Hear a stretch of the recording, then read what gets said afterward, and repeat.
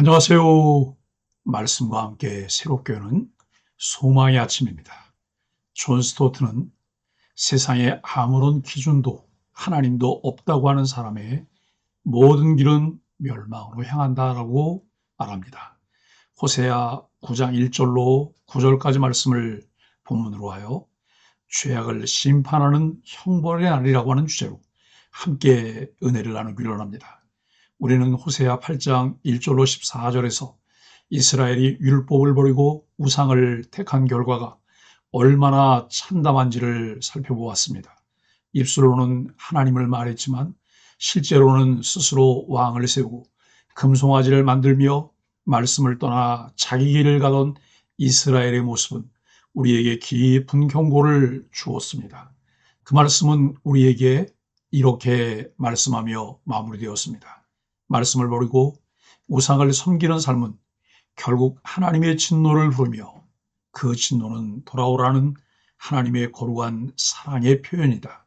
이 말씀 앞에 우리는 어떻게 응답하고 있습니까? 오늘도 하나님 앞에 나의 삶을 돌이켜 묵상하고 혹시 내 안에 하나님보다 더 사랑하는 우상은 없는지, 하나님의 뜻보다 앞서간 길은 없는지 돌아보며 살고 있습니까? 이제 오늘 본문 호세아 9장을 통해 하나님께서는 더 깊은 심판의 말씀을 하십니다. 왜 이토록 심각한 경고를 반복하실까요? 그것은 심판의 끝이 아니라 회복으로 가기 위한 통과의 문이기 때문입니다. 하나님 없는 기쁨은 진짜 기쁨일 수 있을까요? 첫째, 겉으로는 기쁨의 날, 실제로는 심판의 날입니다. 이스라엘아, 너는 이방인처럼 기뻐 뛰놀지 말라. 내가 음행하여 내 하나님을 떠났음이니라. 하나님께서는 왜 이스라엘의 기쁨을 경고하실까요? 그 기쁨은 하나님과 함께 누리는 거룩한 기쁨이 아니라 우상을 따르고 음행하며 세상의 방식으로 누리는 기쁨이기 때문입니다. 겉으로는 축제와 풍요의 계절처럼 보였지만 하나님의 눈에는 그것이 하나님을 떠난 방탕의 결과였습니다. 결국 그들은 약속의 땅을 떠나 애굽과 아수르로 끌려가는 형벌을 받게 될 것입니다. 오늘 우리에게 주시는 본문 말씀에 좀 더 몰입하기 위해 질문해 봅시다. 나는 무엇을 기뻐하며 살아가고 있습니까? 하나님과 동행하는 기쁨입니까? 나의 성공과 안락함에 머무는 기쁨입니까? 기쁨은 우리의 신앙의 중요한 부분이며 증거입니다. 그러나 그것이 하나님을 향한 기쁨이 아니라면 아무리 화려해 보여도 그것은 거짓된 평안과 방종일 수 있습니다. 칼빈은 하나님 없는 기쁨은 결국 슬픔으로 끝난다고 말했습니다. 우리는 무엇으로 기뻐하며 그 기쁨이 어디서 오는지를 늘 점검해야 합니다. 둘째, 제사도 절기도 받지 않으시는 하나님입니다. 그들이 여호와께 포도주를 부어 드리지 못하며 그 제사는 그들에게 기쁘게 받으심이 되지 아니하고, 이 구절은 매우 충격적입니다. 이스라엘은 여전히 형식적인 제사와 절기를 지키고 있었지만 하나님은 그것을 기쁘게 받지 않으신다고 말씀하십니다. 형식적인 제사와 절기를 지키고 있지만 정작 중요한 그들의 마음이 하나님께 있지 않았기 때문입니다. 종교적 의무에 의한 예배의 형식은 남아 있었지만 그 중심에는 하나님이 없었습니다. 선지서의 이 말씀은 우리를 돌아보게 합니다. 나는 예배의 자리에 있지만 마음은 다른 곳에 있는 건 아닐까? 하나님은 지금 내 예배를 기쁘시게 받으실까? 예배를 준비하고 예배를 드리는 것은 너무나 중요한 일입니다.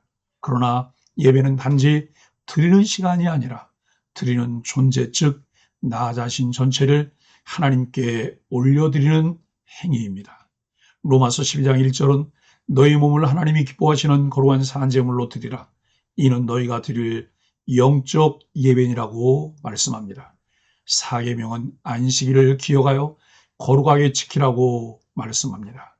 요한복음 4장에 수가성 여인과의 대화하시던 예수님은 하나님은 영이시니 예배하는 자가 영과 진리로 예배할지니라고 말씀하십니다. 예배는 우리의 존재와 삶 전체가 하나님께 향할 때 비로소 하나님이 기뻐하시는 거룩한 산제물이 될 수 있습니다. 셋째, 죄를 심판하시는 형벌의 날이 반드시 옵니다. 형벌의 날이 이르고 보응의 날이 왔나니라고 7절은 말씀합니다. 하나님은 거짓 예언자들과 타락한 제사장들을 책망하십니다. 거룩을 잃은 종교 지도자들이 백성들을 미혹하고 죄를 죄라하지 못하며 하나님께서 말씀하신 형벌의 날을 준비하지 못하게 했습니다. 특히 9절에서는 기후와 시대의 타락함을 언급하며 그들의 죄악을 기억하고 그 죄를 벌하겠다고 선언하십니다.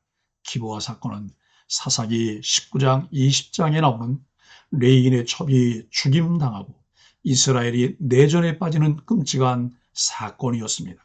그 끔찍한 시대와 같은 죄악이 지금 이스라엘에 재현되고 있는 것입니다. 나는 하나님의 심판을 진지하게 생각하고 있는가?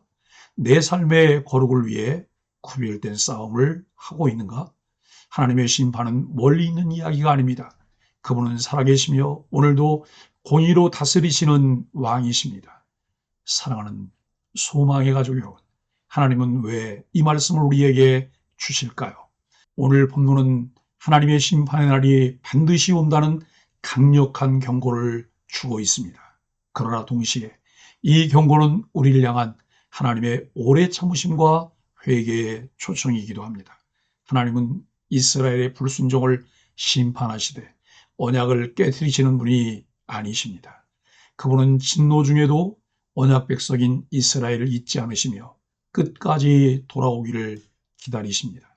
예수 그리스도가 우리의 기쁨이요 우리의 소망이라는 사실들을 확인하고 우리의 심령에 그 기쁨과 소망이 있는지 점검합시다.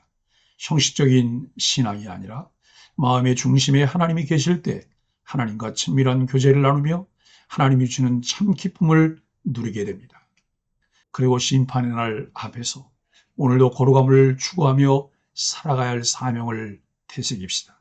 하나님 없는 기쁨을 경계하고 주님과 함께하는 기쁨을 회복해야 합니다. 예배 형식이 아니라 마음을 다해 드리는 참된 예배자가 되어야 합니다. 거룩을 잃지 않게 하시고 심판을 두려워하며 회개의 열매를 맺어야 합니다. 하나님은 말씀을 통해 자신의 뜻을 드러내십니다. 선지자를 통해 말씀하셨지만 백성은 그들을 미쳤다며 조롱했습니다. 영원한 소망을 가진 사람은 하나님의 말씀에 마음과 귀를 열고 순종합니다. 세상의 말은 사라져도 하나님의 말씀은 절대적이며 영원합니다. 말씀을 들을 때 예와 아니요 중 어떤 태도로 반응하는지 점검해야 합니다. 말씀을 듣고 지키는 자는 복을 받습니다. 악한 자들의 말을 듣지 않고 죄인들을 본받지 않으며 하나님을 조롱하는 자들과 어울리지 않고 하나님의 말씀을 즐거하며 주야로 묵상하는 복이 있는 소망의 가족들이 되기를 예수 그리스도 이름으로 간절히 축복합니다. 함께 소망의 아침 기도를 드립니다. 주님, 우리 삶의 중심이 언제나 하나님이 되게 하소서. 우리 예배가 주님께서 기뻐 받으시는 향기가 되게 하소서. 나라와 가정과 교회가 거룩을 회복하고 주 앞에 돌이키게 하여 주옵소서. 예수님의 이름으로 간절히 기도합니다. 아멘.